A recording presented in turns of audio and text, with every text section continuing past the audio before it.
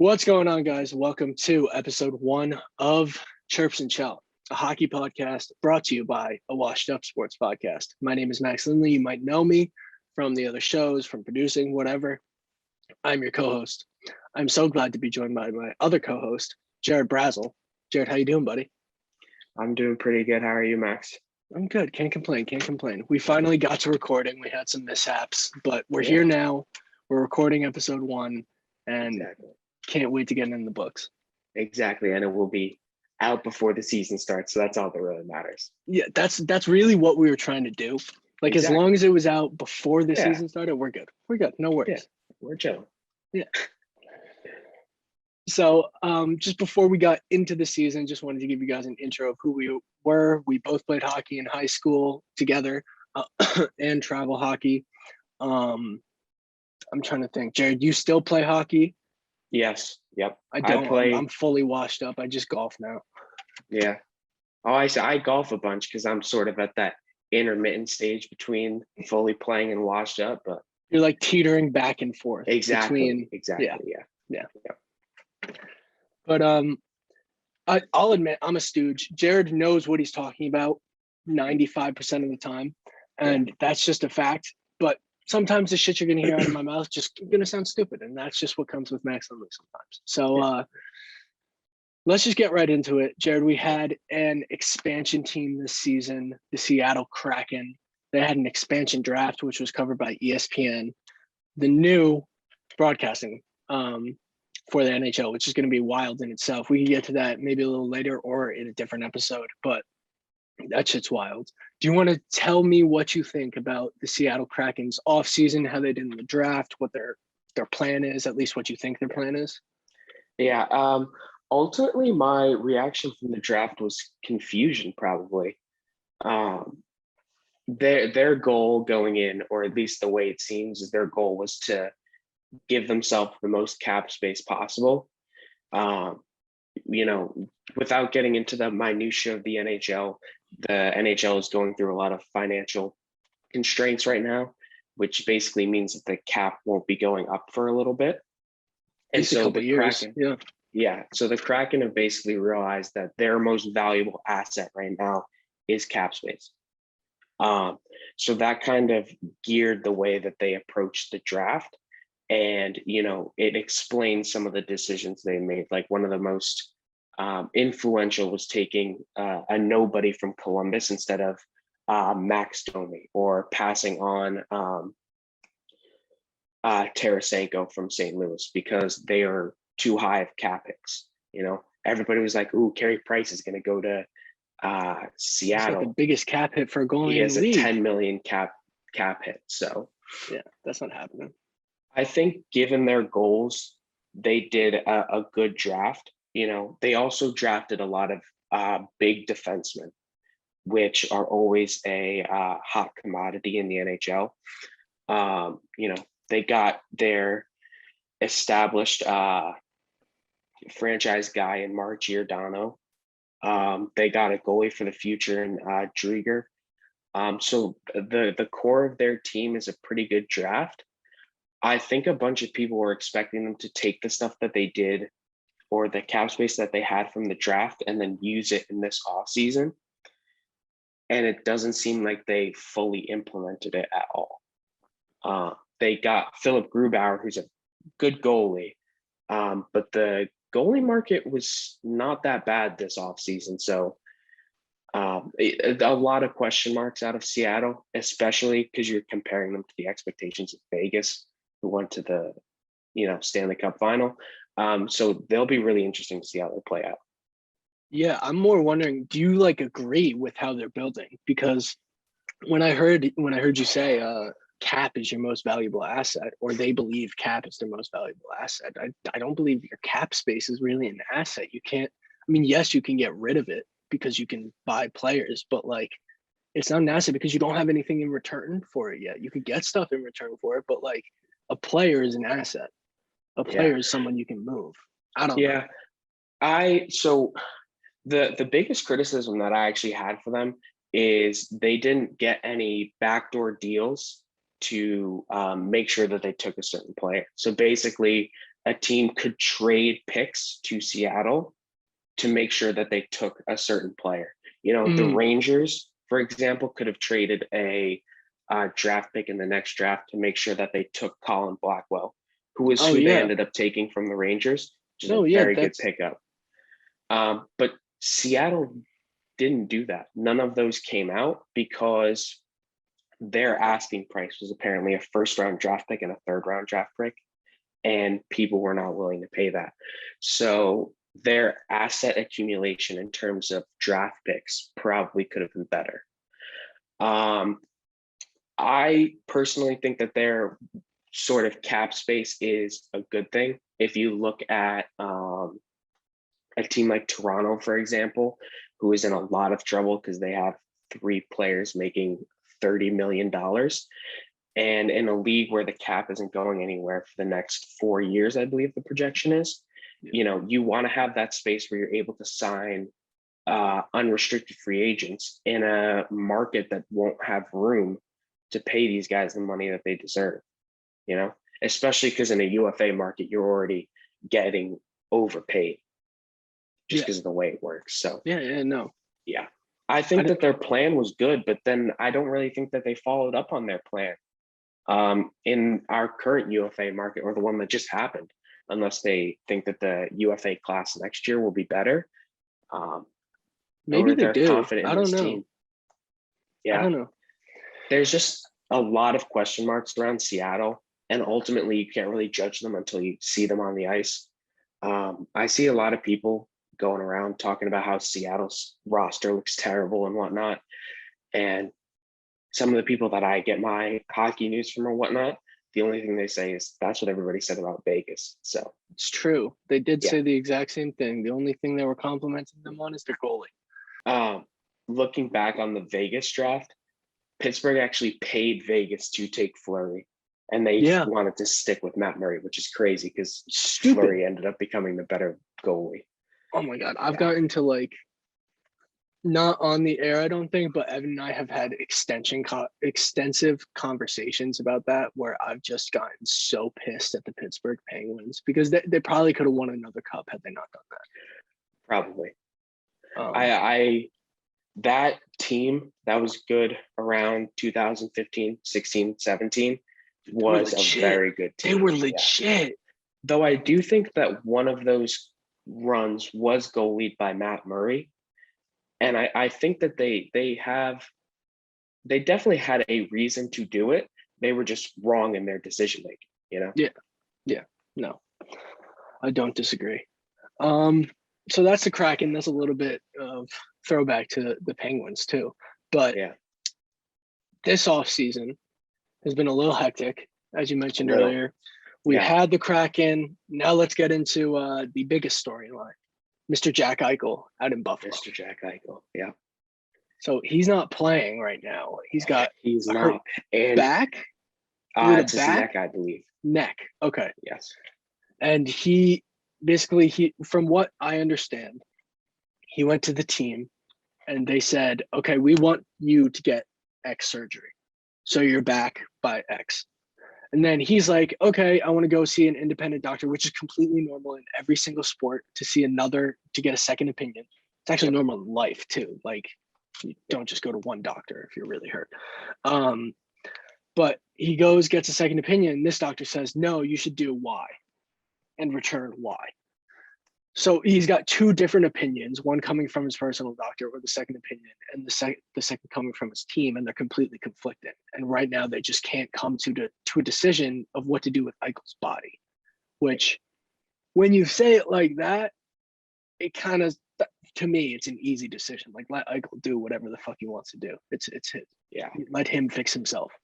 Yeah. Unfortunately, I also think he was also stripped of his captaincy because he reported for training camp and then didn't pass physicals. So, I mean, the problem is that it's written into the collective bargaining agreement.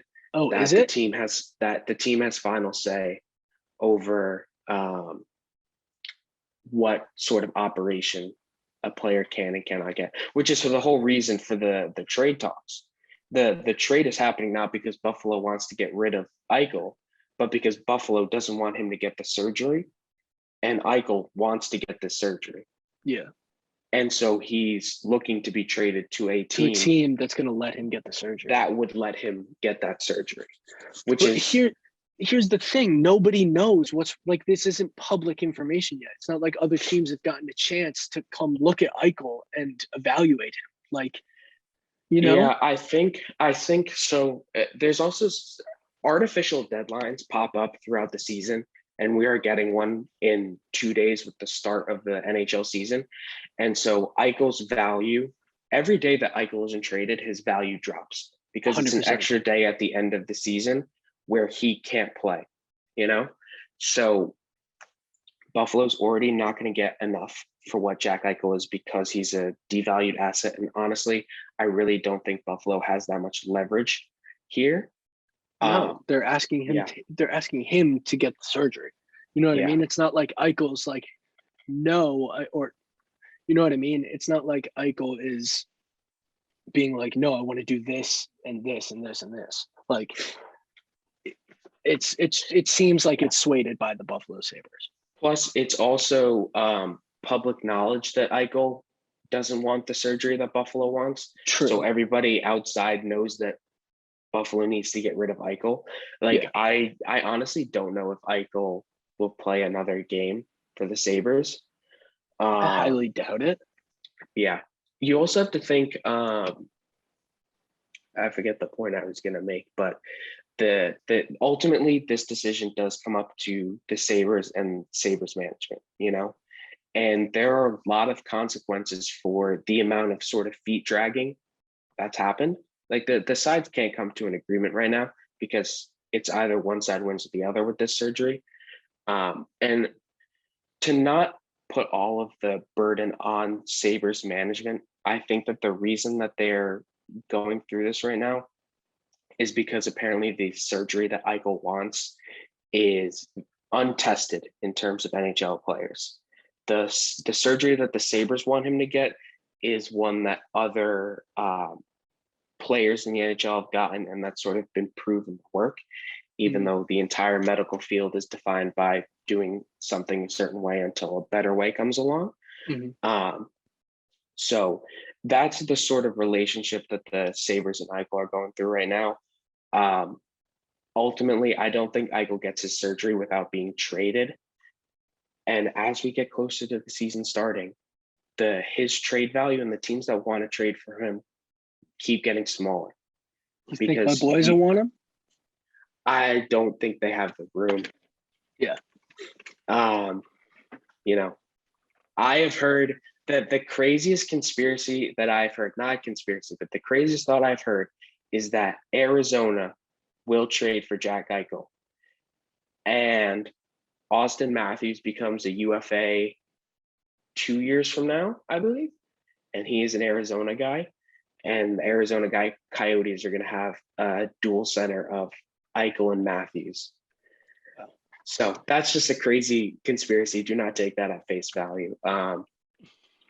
I encourage people, if people actually want to know more about like the specifics of what type of surgery Eichel wants to get, or what type of surgery the Sabres want him to get, how all that works. There's a good podcast called 31 Thoughts with Elliot Friedman, who's like a very established hockey name. And he has a doctor on that explains everything pretty succinctly. So I would recommend that for people to go a little deeper than what Max and I can with our limited knowledge. So yeah, that's sort of the Eichel situation. I think that the trade talks have kind of picked up a little bit more. All of a sudden the other day, I was scrolling through my feed and whatnot, and I saw a little more stuff about possible Eichel trade talks. The Rangers were in there. The Rangers are always in there for every trade. That's true. The Rangers are always in for every trade. They're at the top of the list. Yes. Rangers, well, it goes Rangers, Devils, Islanders. That's like the first three anybody ever thinks of nowadays. Yeah. So I think that if something's going to happen, it's going to happen soon. If not, you're looking at basically a season without Eichel. For like a Le'Veon Bell. Yeah. Which is not over money. Yeah. which stinks because we're also looking at and this is exciting that we actually started this year. We're looking at an Olympics year coming in the spring, which will be super fun to talk about. And if they can't come to a decision on the surgery, there's no shot he's playing in the Olympics. Yeah, which really sucks for him, dude. Valuable member of Team USA, and it does suck for him if that's something that he wanted to do.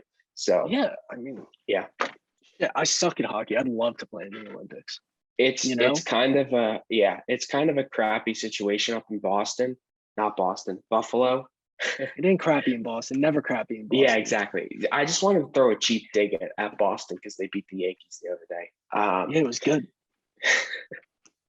So Buffalo is a long way from being where they need to be, and there's a lot of management issues, personnel issues. They don't even have like goalies.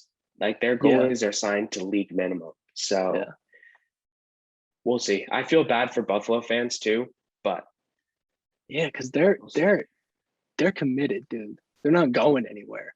Yeah. Like Sabres fans, they're not gonna like pick a new team. Yep. They're just gonna stick it out for the next 15 years of suck if that's what it is. Yeah. And even that Eichel was supposed to be the bringer of good fortune, you know. He was supposed to be who they built around, and 4 or 5 years later he's, you know, out the door basically. Yeah. And they gotta tear it all down and do it again. Yeah. Seems like it.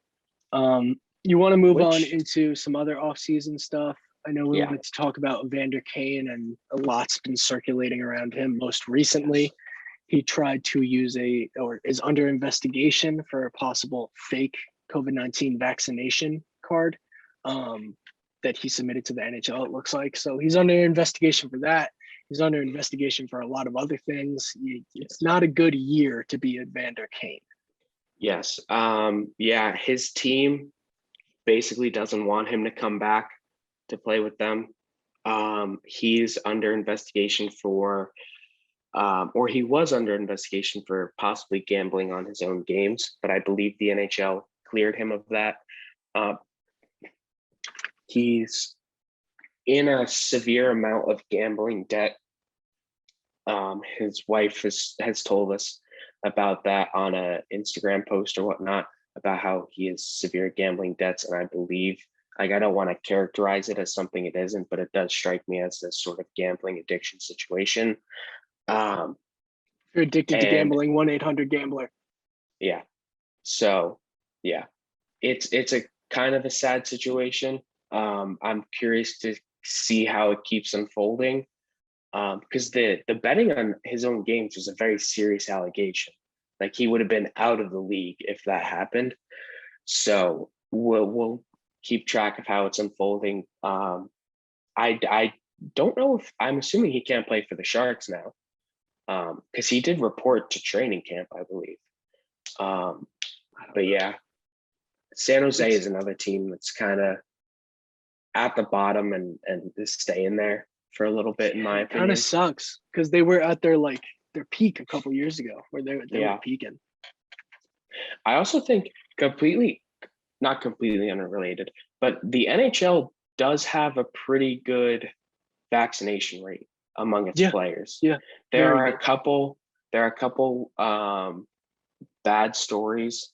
I saw one the other day about somebody who can't play because of a heart condition he got from contracting COVID at one point. And then I think the most notable name, honestly, that isn't, is Mackenzie Blackwood. So really, yeah, I did not know that.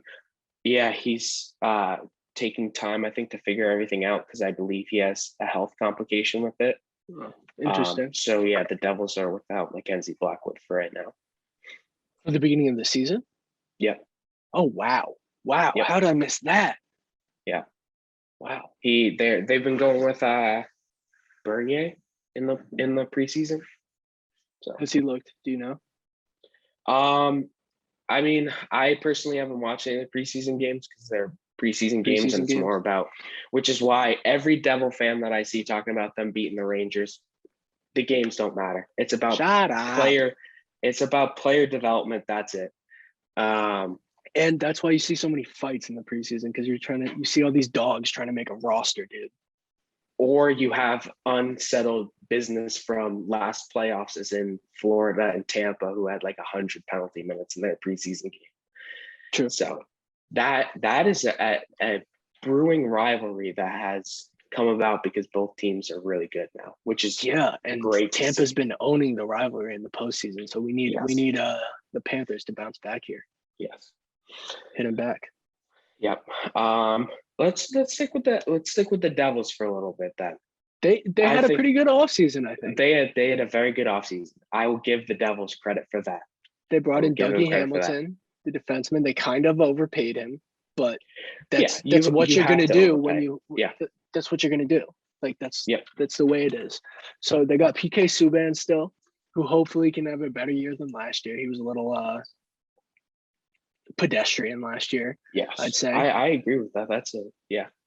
But I think personally, just bringing in someone like Dougie Hamilton, who not only is an established defenseman and good on the defensive side, but dude, this guy can score. He can score. Yeah. He's going to help out your offense. He's going to help out Luke Hughes and Jack Hughes. You know, like it's just going to be a better team, I believe. Now, yes, the only thing that worries me now is what you just told me. Mackenzie Blackwood isn't there, and he's their starter. I think that's their guy for the next 5 to 10 years. Like he is a guy, he is that dude, but you don't have him right now. So I think they got to get him to take anything away from their other goalie, because he played in Detroit last year, and he put up solid numbers for a pretty bad Red Wings team. But I think that just trying to speak for Devils fans, I think you prefer having Blackwood back there. I think Blackwood has kind of proved himself as a solid starting goalie. If we're wrong in that observation, by the way, let us know. But everything that I've seen out of Blackwood points that he's a solid starting goalie. So I don't let me know if I'm wrong, because I don't think I am on that. I watched Blackwood enough last year. I think Blackwood is legit. He's had shutouts against some of the best teams in the league. Like, you know you're supposed to be there when you're able to win games for your team as a goalie, and that's what he basically did with like I said, like a pedestrian PK Subban and Devils team last year. He got them some wins. So that's the Devils. I honestly think like if this year more than the past 5 years, I think they have a good chance of like getting into the postseason. I don't want to like jinx anything. I'll knock on wood right now. But I do believe this year more than any other year in the recent years. Well, yeah, I think that. But as we'll get into later in the show, and as I alluded to in the interview that I did with you guys a couple of weeks back, the Metro is stacked. And the Metro is beyond stacked, that picking the teams that are going to go out of it is, I would say, virtually impossible. If anybody picks the teams that make the playoffs out of the Metro, all of them correctly, I will be super surprised. Let's do it. Let's pick. Oh gosh. Let's pick. We'll do a Metro. We'll do an Atlantic. We'll do a Central and a Pacific. Yeah. I think that's a good way to close out this episode. I think that's a good way to close out this episode too. Let's start in the West, because the West, we'll start in my opinion, is pretty easy. I agree. So let's do Central. Want to just run down? Run down the teams. Central, we got the Arizona Coyotes, Chicago Blackhawks, Colorado Avalanche, Dallas Stars, Minnesota Wild, Nashville Predators, St. Louis Blues, and the Winnipeg Jets. This division, to me, is wide open. The only thing that is guaranteed, in my opinion, is Arizona is going to come in last, and Colorado is going to come in first. Hey, don't sleep on Blackhawks coming in last. I think they're going to implode, dude. I have the Blackhawks as a sneaky playoff team, not going to lie. Really? The Blackhawks strike me as a team close to what the Devils are.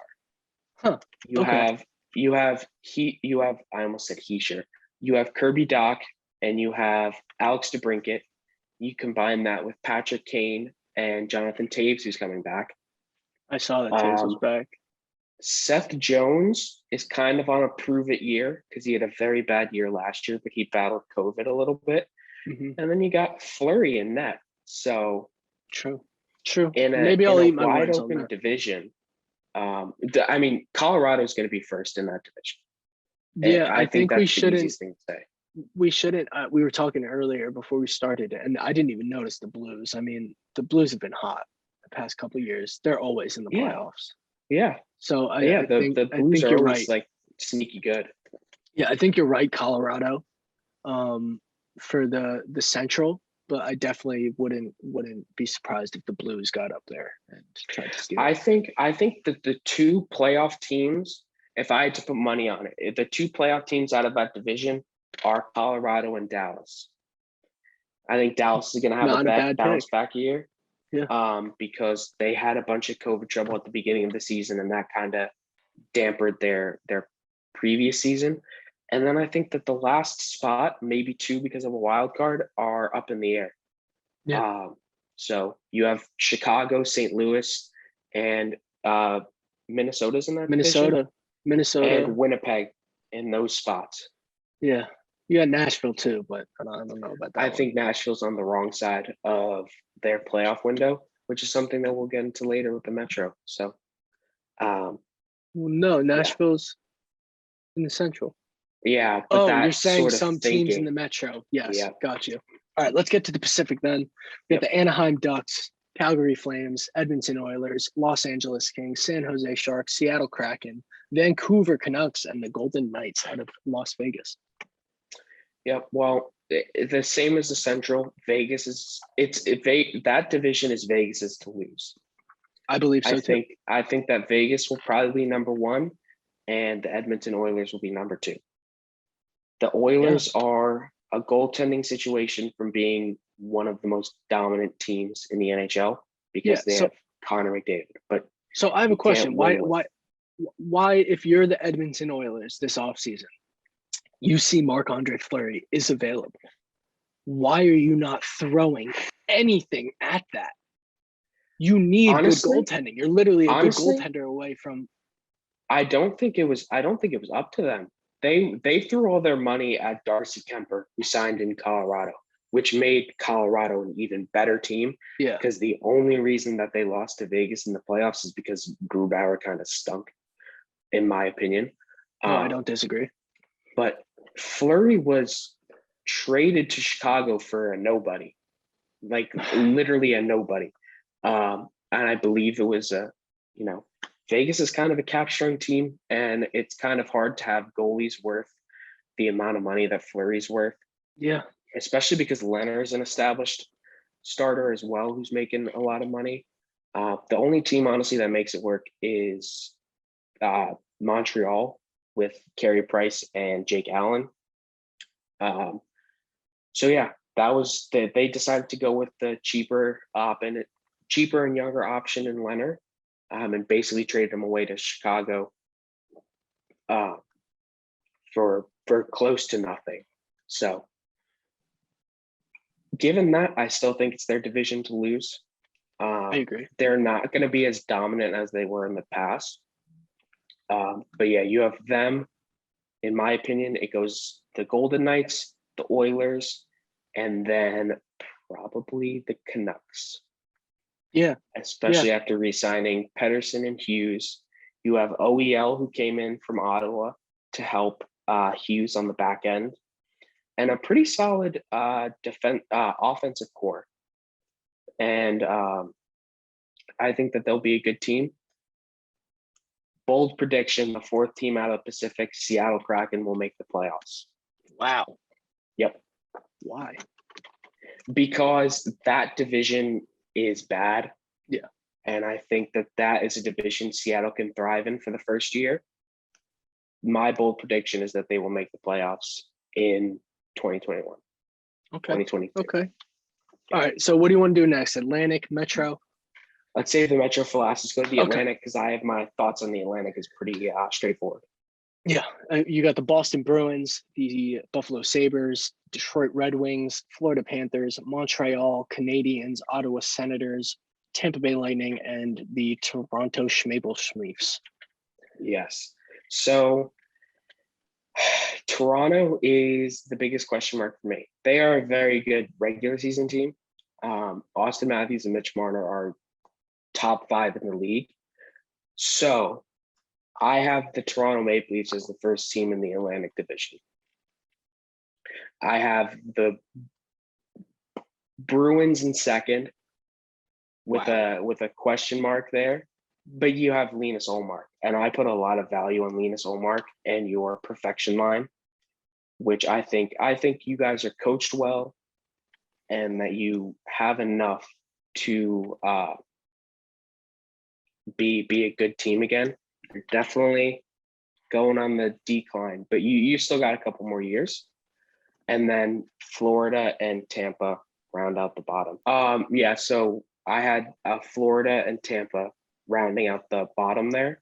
Ottawa is close. They're a good team, but I think that they had a little advantage of playing in the North Division last year. They also haven't re-signed Brady Tkachuk for some reason, which is mind-boggling because he's kind of the future of their team. Montreal lost their best center in Philip Deneau.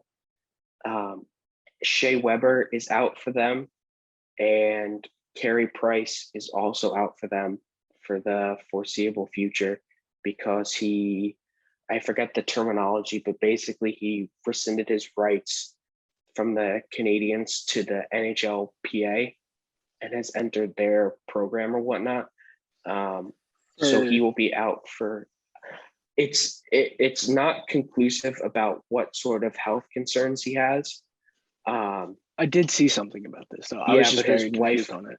Yeah, his wife put out something about addressing and talking about mental health issues, which is what I believe everybody thinks it's about. But basically what you need to know is that Carey Price will not be a part of the Canadians for the beginning of the season. At least, yeah. Yeah, so they're not a playoff team. And then Buffalo, we've already talked about Buffalo being at the bottom. And Detroit's the same way. And Detroit is building back, but they're a couple steps behind Ottawa, in my opinion. So that puts them where they are. Yeah. Just for, I guess, my perspective on this, I think this is, I hate to say it, but this is Tampa's division to lose. I believe Tampa will win this division again. It's either Tampa or Boston. And I think that's going to be your 1 and 2. I believe after that, that's where it becomes kind of a crapshoot. I mean, you got Panthers, who I think will be right there. You got the Canadians, who can still battle. I don't see the Leafs. I mean, the Leafs have not done shit in it's this year or bust, and we say that every year. So I'm just not even gonna pick them this year because it's not worth it. Yeah. Well, it's good that we have a point of disagreement because I think that this Leafs team is under so much pressure. This is I know that we've said a bunch of years that it's do or die for the Leafs this year, but I believe that this year is the do or die, that this team will implode if they don't make it to the playoffs and then have playoff success. Because the GM will be gone. The coach was re-signed for 2 years. I would assume at that point Marner is gone, especially if they don't have playoff success. So I think given everything that I've seen in the offseason about them, there's a good documentary on Amazon Prime called All or Nothing. If you enjoy watching the Leafs fail, go watch that because it talks about how good of a regular season they had and then how they choked in the playoffs. So that's why I put them as number 1 because they're a solid regular season team. And Tampa, the reason I have Tampa so low is because they're coming off of 2 grueling seasons. And yeah, they won both of them, but it takes a lot to win a Stanley Cup. And you're going off of 2 years of short off season, and they've lost their entire third line. They had to cut their third line for cap reasons. So I think Tampa will be good, and they're definitely still a playoff team. You have the number one goalie in the league in Vasilevsky, so it's hard to. I like Vazzy. I don't agree with that. I think you still have both Carey Price there and Marc-Andre Fleury, who are both better goalies than him. Okay. But that's just a personal opinion from watching. I've seen enough of Vazzy too. I think Vazzy's great. I just don't think he's better than those two. Is all. But I think that's why I put Tampa where I put Tampa. But I understand. I like your rankings. Yeah, I just think that it's their division to lose. They've won it the past couple of years. Well, obviously not last year because it was a different division, but been the most dominant team in the NHL. Yeah, unfortunately for us other fans. Yeah. So, all right, let's get into the last one before we duck out of here. The Metro, the loaded one. We got the Carolina Hurricanes, Columbus Blue Jackets, New Jersey Devils, New York Islanders, New York Rangers, Philadelphia Flyers, Pittsburgh Penguins, and Washington Capitals. Boy, it's packed. There are 6 playoff teams in that division. Honestly, there are 6 teams in that division that I could see. Honestly, I think 7 at this point that I could see making the playoffs. Yep. Capitals, Hurricanes, Penguins. Yep. I think the Flyers. Yep. I don't know about you. Yep. I don't know if I could say Rangers, buddy. I'm sorry. Islanders, and it's either the Devils or the Rangers. As that last one. The only team that I can't see making the playoffs is Columbus. That's what I was just about to say. Yeah. It's just the Blue Jackets. Every other team is an established playoff team. Mm-hmm. Yeah. So so I don't know how to feel about Philly, because Philly had such a bad year last year. But they're a good team. They have good pieces. They are a very good team. Like, they just all had bad seasons. So you expect a bounce back year from them. Yeah. Collectively too. Like, not just like one player. Yeah, like exactly. Carter Hart will be better. In my opinion, their decor got we'll see. I hope so. Because I liked him his first couple of years where he was playing really well. And then last year he just kind of fell off. Yeah. Must have been something going on up here too. Yeah. Here's what I'll say. I'm going to get immediate flack for this because everybody's going to go, oh, his Rangers bias is coming out. In my opinion, the Devils are not a playoff team. Not yet. Not yet? Okay. Not yet. I think, and this might be the semi, you can use this reasoning for the Rangers as well. But Heischer and Jack Hughes are not fully there yet, in my opinion. And they're so young. Dude, they're our age. Yeah, and are not fully surrounded by the best talent. Yeah. And I think that this sort of established division might stomp on them a little bit. Not stomp on them. They'll be competitive. Yeah, but beat them in the end. Yeah. The Devils are, and the Rangers for that matter, are in a waiting game. You know, you have the established veteran team, the Islanders, who are almost a shoo-in to make the playoffs every year. You have Crosby on the back half of his career. You have Malkin, whose future is uncertain. And then you have Ovechkin, who's on the back half of his career. I mean, fuck it, dude. You got the Hurricanes, too, who literally have just started their playoff window a couple years ago, I believe. Yeah, but honestly, and I think that we can talk about the Hurricanes at a separate junction because they have other problems sort of looped in with their offseason.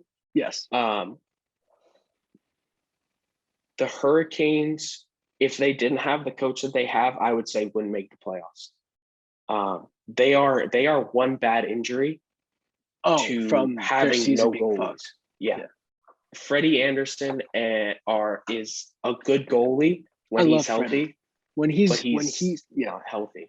That's the key point. When he's healthy, he's a good goalie, but we've seen it throughout his career. When he gets hurt, he can't play, which isn't like something a goalie's expected to do, but you do have some goalies in the NHL who can play through injury a little better than others. And unfortunately, he's just not one of them. Yep. And he's also coming off a year in which he was the guy in Toronto and then got benched. So, you have questions about that? Okay. So who are your 4 teams from the Metro, Max? Damn. Obviously, Islanders division to win. That's a given. I meant to lose. Islanders division to lose. So I got the Islanders in first, and then I think the Pittsburgh Penguins are going to bounce back and come in second this year. This is where it gets a little harder when you get to 3 and 4. I'm going to go the Caps, and I'm going to go the Canes. Okay. Because I do like the team that Carolina has down there. Yeah. Except for Tony Sebastian DeAngelo. Aho is so good. Yeah. So is Svechnikov. They're so good. Dude, they're filthy. They're filthy. Yes. Yeah. Okay. Who do you got? I have the Islanders. Yeah. And I have the Flyers. Winning. Okay. Yes. I have the Islanders and the Flyers in the playoffs so far. Those are my 1 and 2. I initially had the Flyers very low, but I kind of rethought, like, they were a dominant team 2 years ago. Yeah, dude. They were. And then you know what? Yeah. Okay. We're going to stick with that. Then we're going to have the Islanders, Flyers. I'll throw the Penguins in there because it's hard to bet against Sidney Crosby. It is. Call me out, clip this, whatever you want. New York Rangers are the 4th team out of the Metro. Caps don't have enough to win with Ovechkin, though I can't wait to see him try and break Gretzky. And you think he will? Oh yeah. I'm so excited for him too. Not any disrespect to Gretzky. It's just like, how electric would that be? Like the person we grew up watching is about to break Gretzky's record. Hell, even Gretzky wants him to break his record. Yeah. I mean, it's about time somebody does, you know? Yeah. So Great 8. Everybody watching this can, you know, in 6 months or so make fun of me all I want for it. But I think that the Rangers are a playoff team this year. You have less distractions with Artemi Panarin, because people forget the Rangers were almost a playoff team last year. Yeah, and then Artemi Panarin got called out by the Russian government. And then they lost Igor for a month, who is a very good goalie. Igor Shesterkin is a very good goalie. And like Capo has looked better in the preseason. I'm not a fan that they lost Blackwell because he was a good depth guy. All signs for me point to the Rangers being able to take over for the Caps or the Canes. So yeah, for your sake, fun let's of me hope, Jared. when the playoffs come around and they're not in it. But yeah, for your sake, let's hope. Yeah, that's gonna be bad if the Rangers don't make it. People are gonna come back and point at this all the time. Yeah, but I gotta let my inner fandom sneak in at some points. No, you gotta. I also think that if you look at it objectively, there are reasons to think that the Rangers will make it. So yeah, I don't disagree.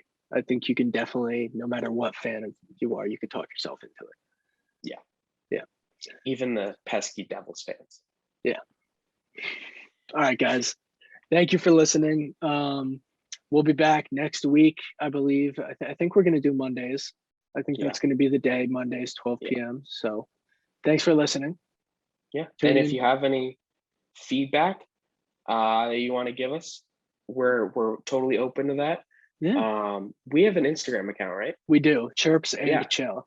Yeah. So give that a follow. If you have any questions or topics that you want us to address next week, hit us up there. Hit us up in the comment section of this video if you're watching it on YouTube.